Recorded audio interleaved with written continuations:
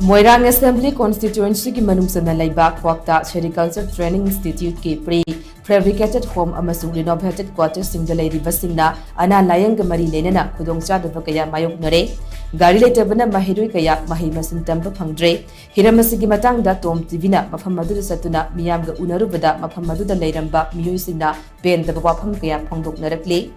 mafam madu da leiramba singna hai pre-fabricated home amasung renovated quarter da ising gi award pan leite chana thaknaba potlam singsu Moirang Assembly Constituency gi MLA amasung Bisnapur District ki DC na nimit tarani gi piri adumoinamak Maheiroi singna Mahei mashin tamnaba konaba asidadi asoba Khudong Chadaba kaya Mayoknare nimidangi matamda mai mutkibada candle natraga lem leitabana mobile phone gi mai thanduna sijinnare building gi mathak thangba sarukta leiriba ahal oiraba singna kakhat kumtha tawbada awaba kaya Mayoknare ana Layeng gi lamdasu Khudong Chadaba kaya Mayoknare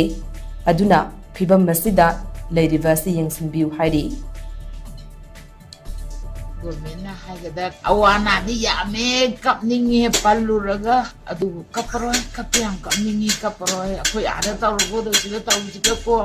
nira ga saba in tawre buli lupa manga tara leiba ngamde adadi koi gi horopham leiba mai tare so sampu so koi de dum leiga ni akoi si kairon taw khangde wa ngang buju kaya haite sarkar na atuba matamda ekoi angang nubising ahalaman sing yauriba nariba kholiba si Layeng binaba doctor thambiba aduga subam numam khangdadana masi ichai su singna awabata dana uji ngaudana chaliba isa se sarkar na miyeng changbiraga aikoi gi hingnaba lambi se sarkar na pibiu haidana aina Manipur sarkar da aduga sema masu DC mayamda aina haijari